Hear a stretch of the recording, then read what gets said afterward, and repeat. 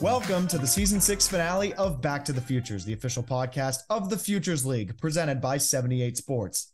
I'm Owen Shadrick, along with Matt Ferreira. And yes, it is our season 6 finale, but we will be back in a few short weeks for season 7 and opening day of the Futures League season in 2023. We are 20 days away.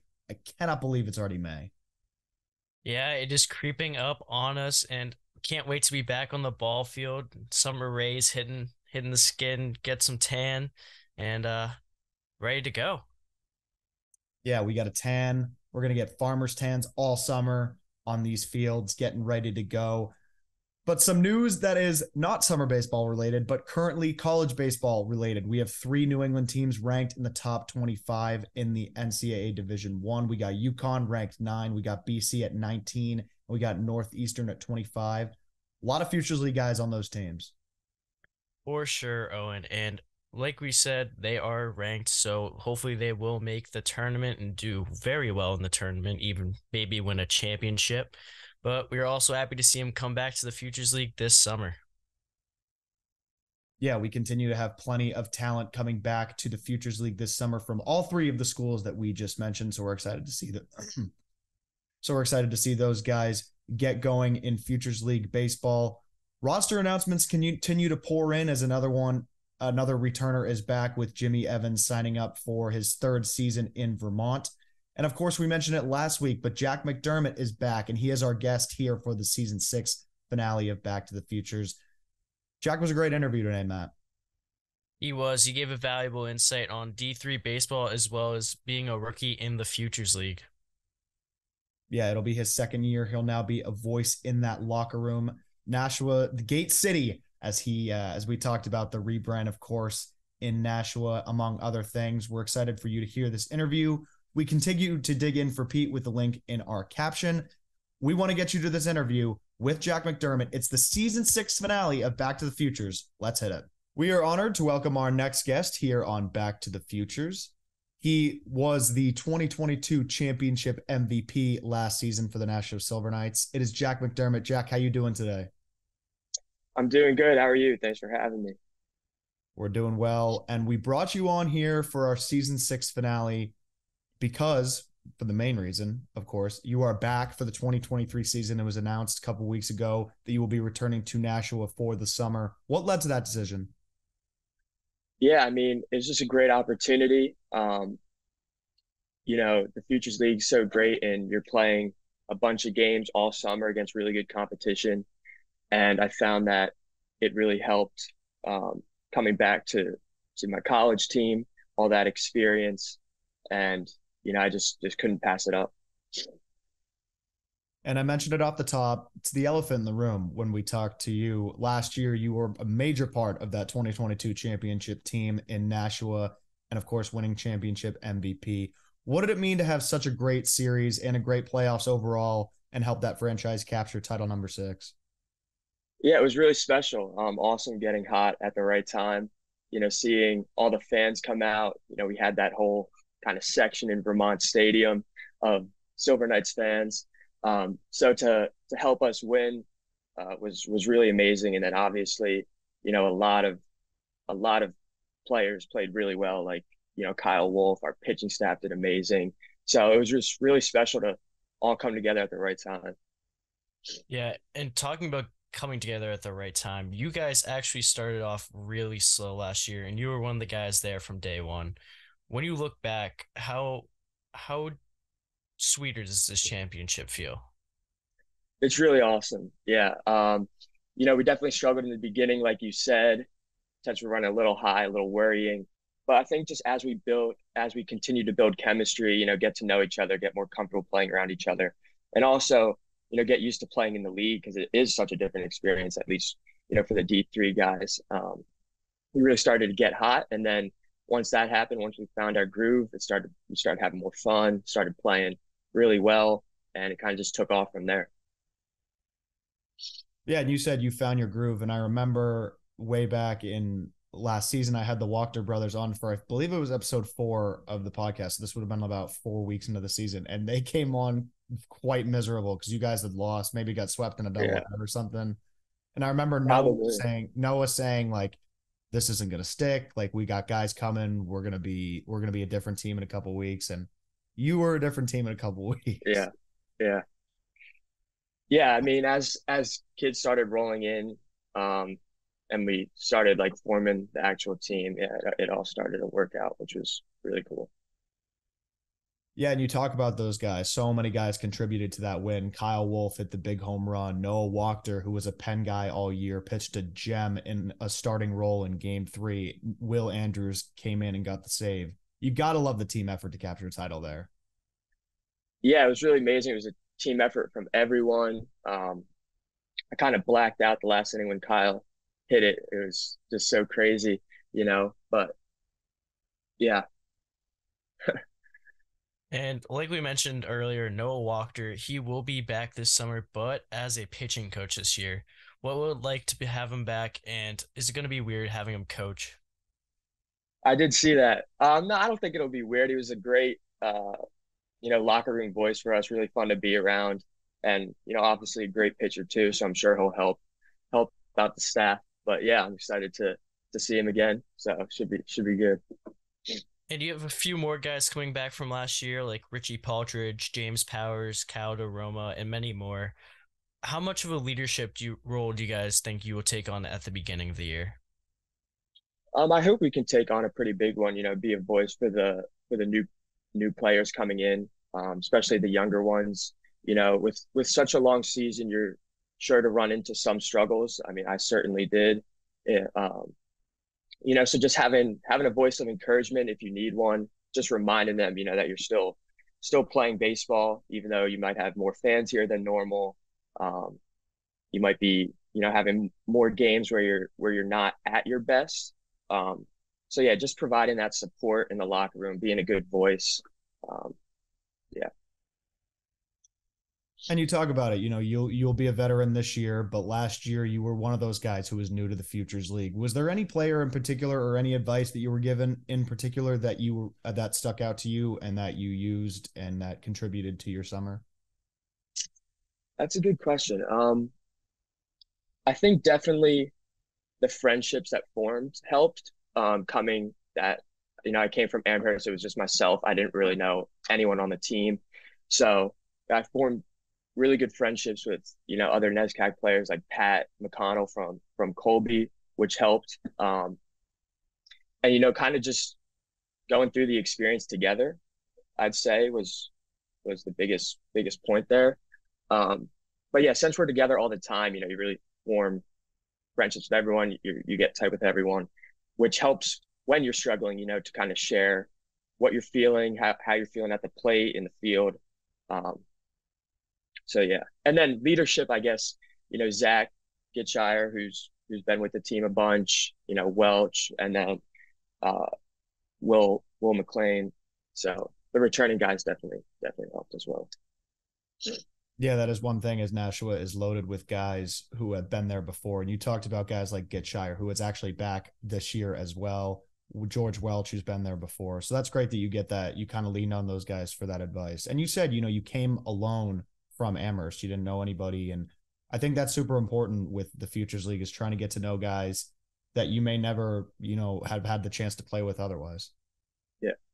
Yeah, for sure. I mean, and then it's also cool, coming back, playing your college season, and then you play against a few of them, like Salve Regina, the other NESCAC schools, as I said, and you can kind of catch up a little bit. So it's really, really cool. Yeah. Is there a little added edge for you when you play those guys? Are you like, all right, I got to beat this guy? For sure. Yeah, it's definitely fun. Having those bragging rights at the end of it. So yeah, especially Yeah. if the other person's a pitcher, So Yeah. If you're absolutely raking off the guy, you're like, I got you. yeah, I got your number. yeah. Hold on, we'll get right back to the futures, but first, we want to share a message from our friends at 78 Sports. Do you have kids playing baseball or softball? We all know practice time is limited, especially here in New England, not to mention the cost of lessons and cage time can add up very quickly. Save yourself time and money by giving your kids what they need to work on their game at home. Our friends at 78 Sports can help you put together the perfect at-home training setup. Whether you want to start small with just a tee and a net, or looking to set up a full cage with turf and a pitching machine, they have you covered. And I've used their stuff before. I've seen their facilities. They definitely cover everything.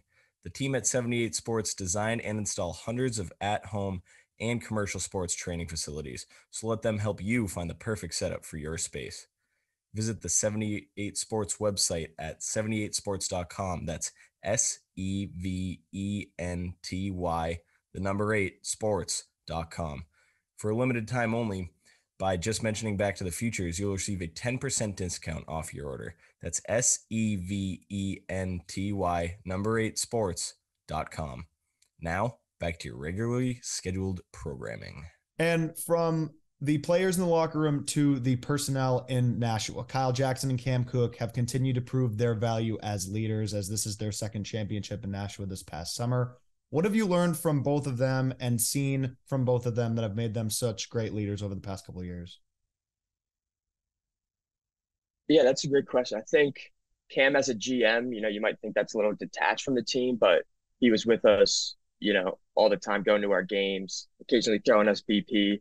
So it's really cool to have, him still in that picture, I guess I'd say. And then Coach Jackson was, a really good coach. Like you said, when we were struggling, he was giving us, that encouragement, that little like settle down, just play, it'll be all right. And then obviously in terms of mechanics, it's not too much, but if they see something here and there, they'll tell you it, work on it, and all those little things that they can pick up. That you have like a different person in your ear compared to maybe a college coach or someone you played summer ball with, some years ago, to give a different perspective on you as a player, which is really beneficial. And moving a little bit more up the ladder, what does it mean to see John Creedon and the Creedon family being so invested in this team and the league? Yeah, it was really special, seeing how excited and happy they were after we won, which definitely made the feeling, even better to see how much, we know it means something, to win as the owner, but then to see it, in person was really cool. And yeah. Yeah, I remember him talking to him on the field after the win, and he just always gets because obviously he's with Worcester too, and he just gets so excited and so into it, and the smile on his face watching you guys celebrate is priceless. And you want that in an OU. You want someone who cares enough to be part of the team on an everyday basis, and he and the Creedon family continue to do that. And last year, of course, you were named an All-Star in 2022, and we changed up the format a little bit. I want to know not only your thoughts on that, but of course, what does it mean to be selected as an All-Star after the summer that you had? That was cool to bring like a little NBA aspect to it, to hand pick the players. But yeah, getting to see the best players from the other team and kind of have an entire day with them with the scout day beforehand and then the game at night. And just to be around some really, really good players from all different types of schools. You have big Power 5 schools, and then you also have, D3 schools, D2 schools. So it was a really unique experience. That was really fun. And yeah, hopefully I'll be there again. And I want to ask you, you mentioned the scout days. And as a D3 player, how important did you feel that was for you to show off your talents alongside, as you said, Power 5 guys, D1 guys, and D2 guys, et cetera? Yeah, I thought it was a cool opportunity because, there isn't as many scouts coming to D3 games, but so try to take as big of an advantage from it as I could, but also just to have fun, just because it is so like once in a lifetime type thing for me, certainly. To be playing in front of, there were a lot there, like lining both baselines. So yeah, it was kind of a cool feeling, to think that you're playing in front of some, major league scouts. So. And we've talked a lot about 2022, but what are you most looking forward to in 2023? Yeah, I think just getting back and playing in front of the fans. It was really cool. Nashua has like a great fan base. A bunch of people come out to each game. We have a few, super fans who cheer you on. Let the ump hear it, let the other team hear it, maybe let you hear it if you're not playing so well. But yeah, just getting back, seeing everyone, seeing some of those fans, getting to know the new teammates that you're going to form new friendships with over the long summer, and then some of the old ones again. is definitely something I'm looking forward to. And you talk about getting back and seeing new faces, but what do you think of the new uniforms and the rebrand? I did see that. I'm in support. It looked really cool. I saw we have a new few special jerseys to wear too, uh, which should be good. Looking forward to that. But yeah, I think yeah, the gate design, not bad, not bad. Yeah, the gate. I forget. Oh, there's like they had some catchphrase, and it's or like, oh, Gate City. There it is. Gate City. Gate Yeah, City. yeah, Nashua's Gate Gate City. City. Yeah, Open we the should get gate. like a city jersey with Gate City on it, kind of like a NBA jersey. City Connect Futures League jersey. There you go. There's an idea. City Connect Futures jersey. Yeah, Gate City. That's going to be fun to use. Also, I'm going to use that all summer. Yeah. Before we return to Back to the Futures, we want to share a message from our friends at Zorian Bat Company. Rob Zorian started the company, Zorian Bat Company, in 2003, literally out of the trunk of his car in Davie, Florida. Within 2 years, he was selling his wood bat line to Major League Baseball and continues to manufacture the highest grade wood bats for Little League all the way up to the majors. Rob Zorian, founder and president of Zorian, says, I started the company in 2003 to service all baseball players in the United States and beyond. And after 19 years, our mission has not changed. We are very excited to have the opportunity to work with the Futures League and wish all of our players and coaches a healthy and successful season ahead. For more information about Zorian, visit their website, zorianbats.com. Zorian, America's baseball brand. Now, back to the Futures. And transitioning to your college days, we mentioned a few times that you are obviously at Amherst College. What has your time been like there? Oh, it's amazing. The coaching staff's great. Our team chemistry is really, really good. You know, having a lot of fun. Like I said, the Futures League kind of helped me hone in on, you know, my batting mindset. So I've kind of enjoyed, you know, being more at ease at the plate. Um, and then Amherst too, with the combination with academics, is, you know, really, really good. So to have that balance is amazing. But yeah, the baseball's been good. We have our first conference playoff series against Tufts upcoming. So we face a few of the Vermont guys. So that should be awesome. And yeah, hoping to win the league. And you just mentioned you were playing Tufts. They are top seed. How much are you looking forward to playoffs in the NESCAC, and what do you guys need to do to win? Yeah, really looking forward to it. We played them earlier in the year as part of like an out of conference but conference series. That makes sense. The kind of weird rules, but yeah, it was a really good series. We ended up losing 2-1, but they were very close games and very competitive. So we're looking forward to getting back. But yeah, to win it all, you know, just we've been hitting great all year. Our pitching's been good, so trying to limit the mistakes in the field. You know, keep the bats hot. We have some young guys on the mound, so you know, trying to encourage them, stay focused, just play. You know, don't let what start as some small innings lead into big 5, 6, 7 run innings. And yeah, we should be good. We're really talented this year, which is really fun. We brought in some really good players, and the players who came back from last year have really, you know, made a big jump. So. Yeah, it should be fun to watch. And you touched on it a little bit ago, but plenty of tough guys around the league. A lot of tough guys on Vermont. A little added motivation there. Yeah, definitely. I know one of them's a pitcher. You know, you have a few position players as well. So getting them back would be really fun, especially on their own field. So. And we are at the end of the college season now, but I wanted to touch upon the beginning of the season. To start your guys' season, you tied Springfield 8-8. What was that like for a game to end in the tie, and how did it affect team morale going forward after opening day? Yeah, it's definitely an interesting one to tie due to darkness. We actually had one end the same way last year. It's kind of both my college seasons had a tie in the record.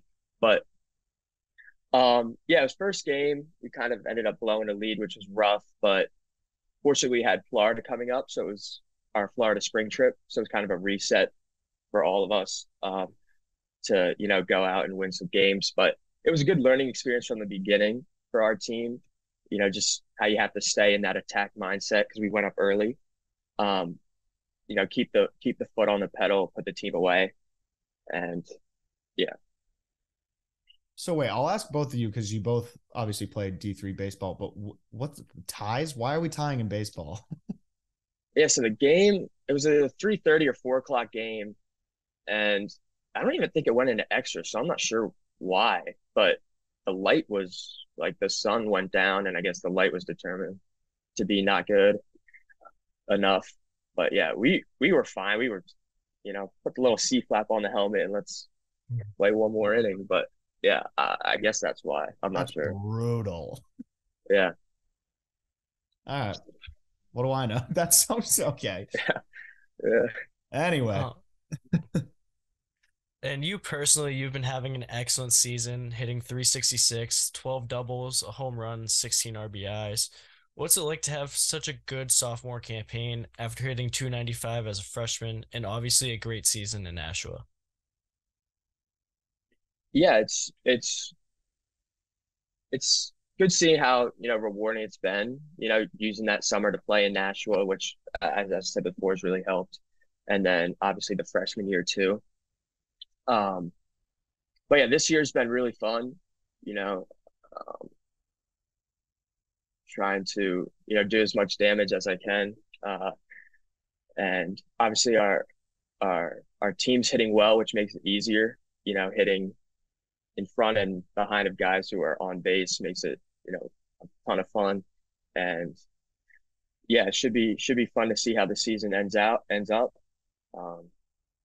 And hopefully stay hot, keep it going, add a few more hits to those stats.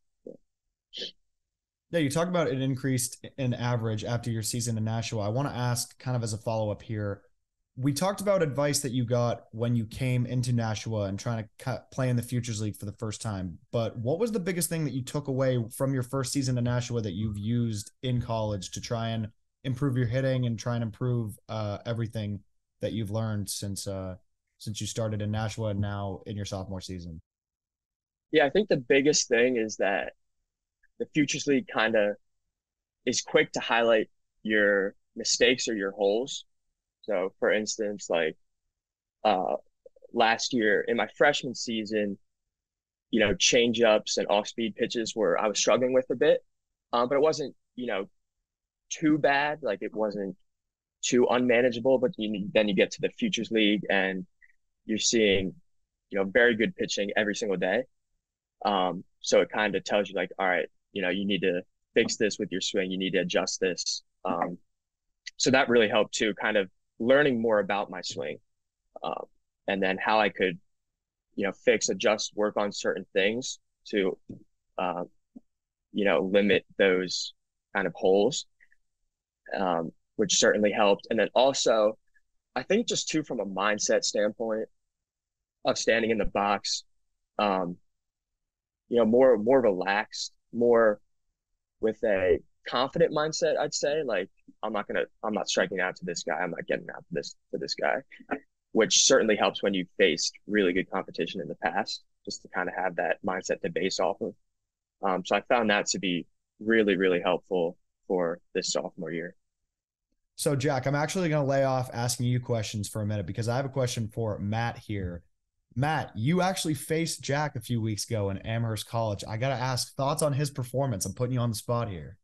Yeah, so we played him in our Florida trip too. And if I learned anything from Futures, the only way to pitch to Jack is to not pitch to him. And apparently our pitchers did the same thing because he had 4 walks against us.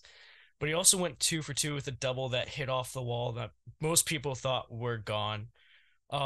He's a complete player, and he showed in our game that he has a disciplined eye.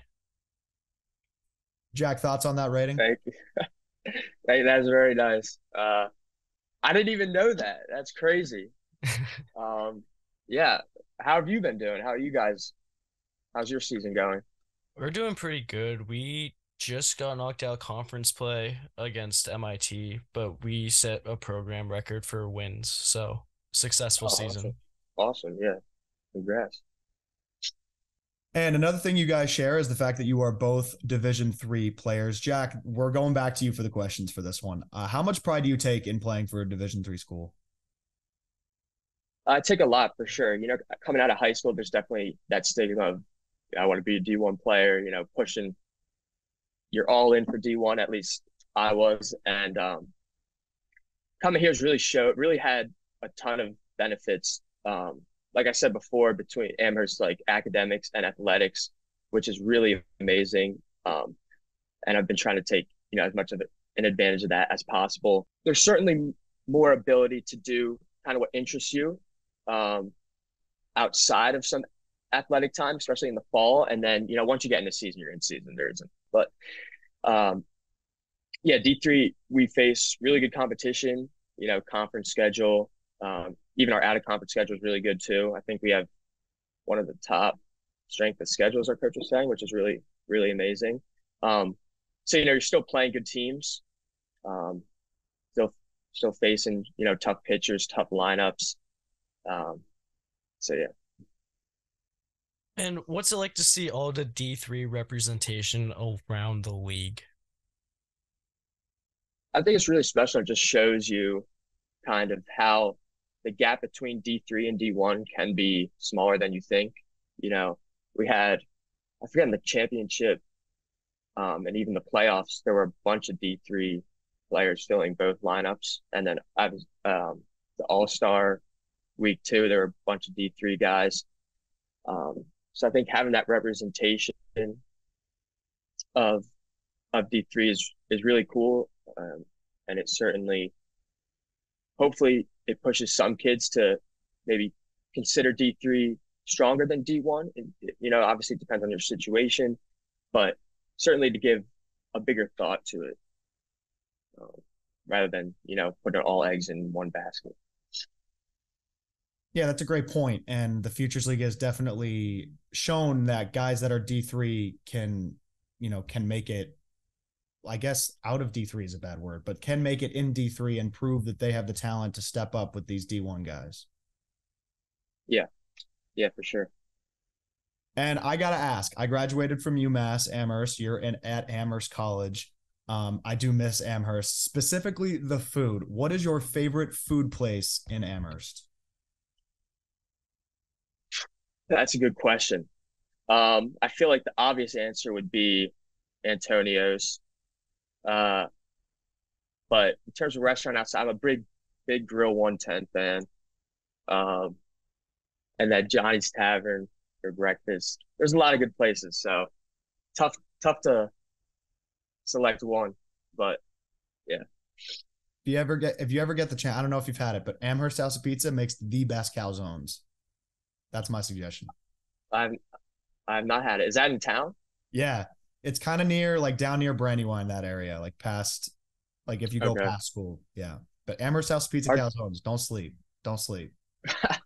Our team's a big Oriental fan. I don't know if you had that in town. No, I think I haven't either. But yeah, my friends used to, but not. I was more of a pizza, burger, calzone type of guy. But yeah. But yeah, remember Amherst House of Pizza. But yes, of course, Antonio's Grill 110 was actually new when I was there, so that's great. Okay. Yeah.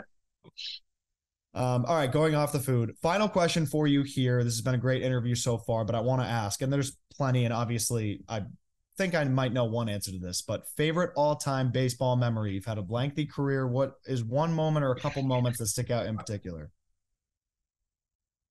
That is a tough question. Let me think for a second.